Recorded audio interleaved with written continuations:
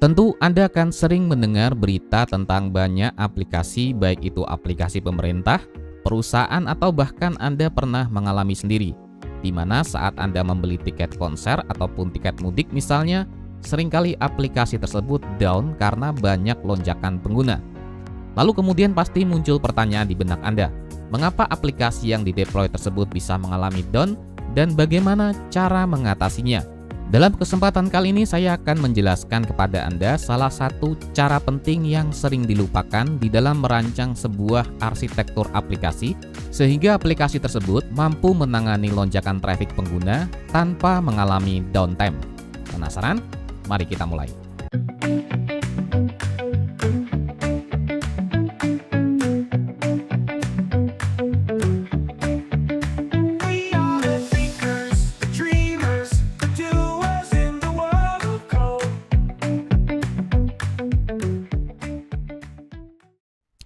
Oke, katakanlah di sini saya memiliki sebuah aplikasi backend yang dideploy baik itu pada VM ataupun pada bare metal untuk melayani traffic dari aplikasi klien, baik itu via aplikasi mobile, web, atau bahkan dari aplikasi backend yang lain.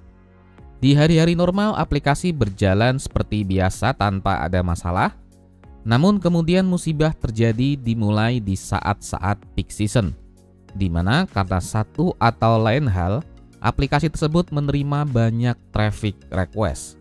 Aplikasi yang biasanya mungkin hanya mampu melayani 100 request secara paralel misalnya, karena kelebihan beban, maka aplikasi tersebut akan menjadi mati.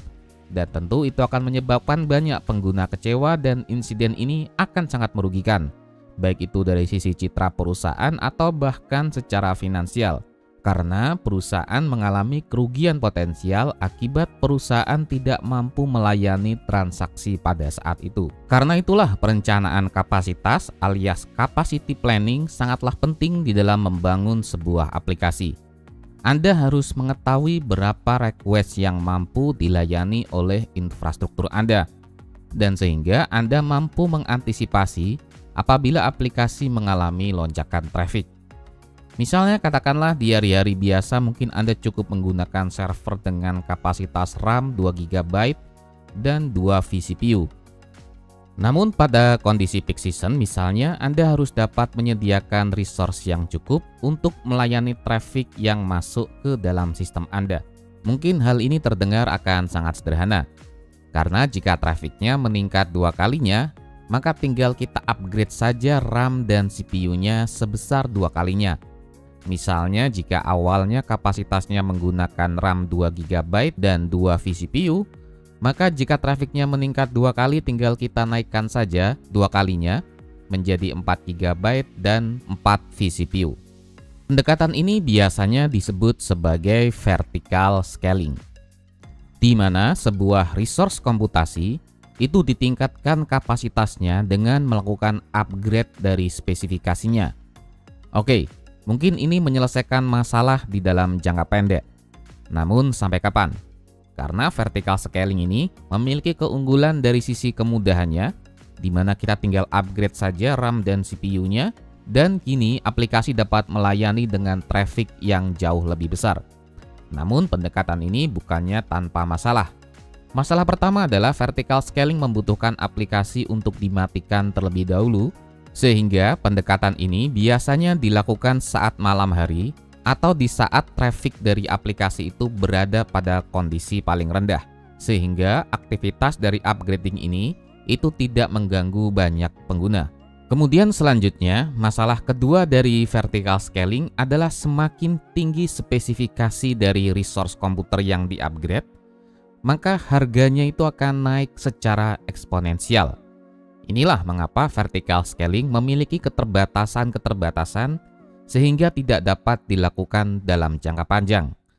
Keterbatasan dari vertical scaling inilah yang kemudian membawa kita pada solusi kedua, yaitu adalah horizontal scaling, di mana pada horizontal scaling peningkatan kapasitas dilakukan dengan menambahkan instance baru, sehingga nantinya traffic yang awalnya hanya dilayani oleh satu instance aplikasi, misalnya katakanlah satu instance itu dapat melayani 100 request secara paralel, Kemudian dengan menambahkan 2 instansi aplikasi dengan spesifikasi yang sama, sehingga aplikasi dapat melayani 200 request dalam sekali waktu. Biasanya pendekatan ini dideliver ke dalam bentuk VM atau kontainer yang memudahkan manajemennya, meskipun tidak menutup kemungkinan instansi baru tersebut dideliver di dalam bentuk bare metalnya. Dan agar horizontal scaling ini dapat bekerja, maka kita memerlukan satu layer di depan aplikasi Spring Boot ini, yaitu disebut sebagai load balancer. Ada banyak produk load balancer yang beredar di pasar, baik itu produk yang ditawarkan jika Anda menggunakan layanan cloud, atau load balancer yang merupakan produk open source sehingga Anda perlu memanagenya sendiri, seperti halnya Nginx. Nginx di sini tidak hanya berfungsi sebagai load balancer, namun dapat juga memiliki fitur lain seperti rate limiting untuk mencegah serangan DDoS, dan dengan Nginx ini kita juga dapat memfilter traffic yang mencurigakan yang masuk ke dalam aplikasi. Oke, sekarang untuk mengimplementasikan horizontal scaling menggunakan load balancer dengan menggunakan Nginx, kebetulan di sini saya memiliki sebuah konfigurasi sederhana menggunakan Nginx.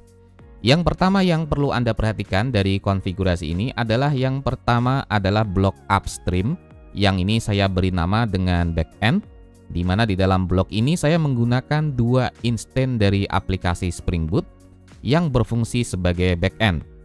Instansi pertama saya beri nama dengan demo-lb-spring-boot-1 dengan port 8080. Begitu pula untuk instansi kedua, namanya adalah demo LB Spring Boot 2 dengan port 8080. Jumlah instansi ini sebenarnya dapat Anda perluas sendiri ya.